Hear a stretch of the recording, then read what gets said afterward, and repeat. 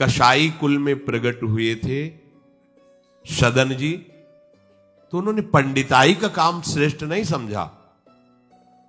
स्वधर्मो निधनो श्रेया परधर्मो भयावहा। वो अपना धर्म का, ऐसे ज्ञानी महात्मा थे कि बड़े बड़े संत उनसे सत्संग करने जाते थे, और ऐसी निष्ठा थी कि विचलित नहीं हुए, हाथ कटवाले विचलित नहीं हुए।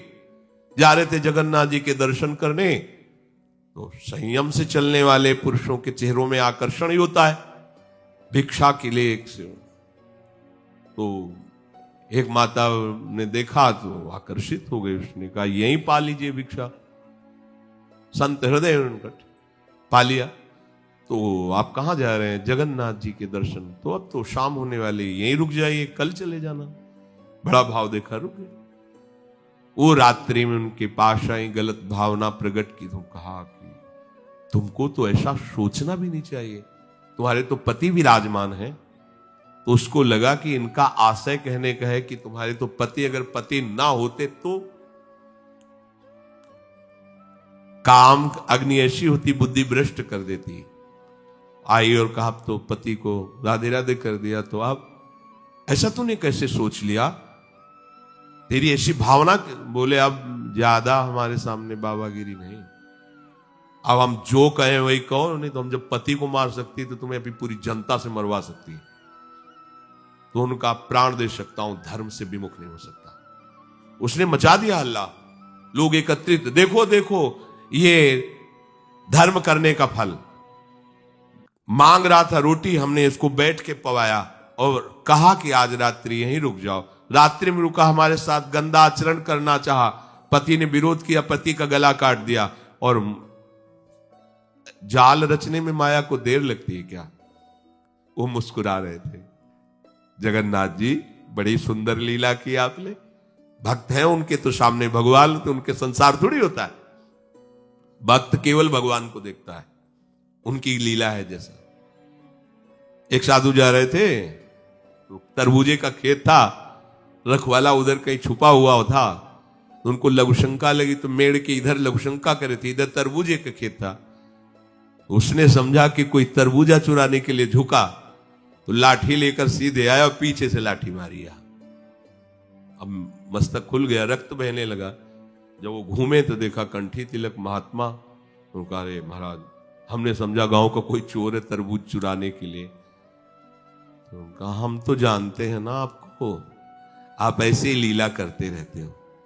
बोले नहीं, हमने पहली बार किसी को मारा है, दोबारा नहीं। बोले हम जानते हैं आपको। तो बोले महाराज क्षमा करो, चलो आपको अस्पताल ले चलते हैं। बोले ये भी हम जानते हैं आपको। और वो तो अपने भाव में वहां ले गए, डॉक्टर ने पट्टी लगाई और एक आदमी आया और उसने कहा साधु को कोई ऐसा पीड़ा दे सकता है? तुम चिंता मत करो। गरम दूध लाया, मीठा करके पिलाया। कहा महाराज आप चिंता मत। बोले हमें चिंता नहीं, लेकिन हम तुम्हें देख करके कह रहे इतना छलिया हो तुम।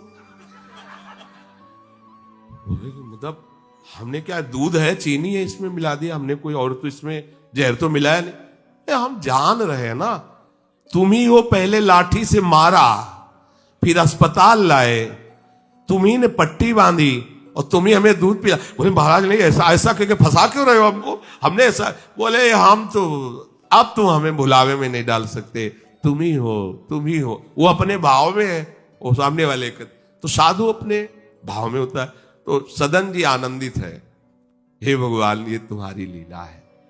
राजा के पास सुबह पेश किया गया उनको बांधकर। उनसे पूछा तुमने अपराध किया? तो उनका ऐसा नहीं। बोले ये आपके, तो बोले जो कह रही है इसमें भी भगवान की कृपा है। और वो इस बात को समझ नहीं पाए। एक बार उन्होंने कह दिया ऐसा नहीं, पर जब दोबारा ये तो सत्य कह रही, तो उनका ये भी भगवान की इच्छा होगी, इसमें भी भगवान की कृपा है। तो बोले इनके दोनों हाथ काट दिए जाए। साधु है, प्राण दंड तो नहीं, इतने हाथ काट दिए, छोड़ दिया जगन्नाथ जी के सामने। हाँ प्रभु, हाथ तो वही ले लिए थे, ले जोड़ के प्रणाम करते आपको। वो आप तो सब जान ही रहे, अपराध नहीं, इसलिए देखो हृदय आनंदित थे इतने कष्ट में। और ये भी ऐसे हाथ जोड़ने को किया, नवीन हाथ जागृत हो गए। और भगवान प्रसन्न होकर के, भगवान जब बातचीत करते हैं तो यही बातचीत अपने से होने लगे, तो आप नहीं सुन पाएंगे, जिससे होगी वही सुन पाए।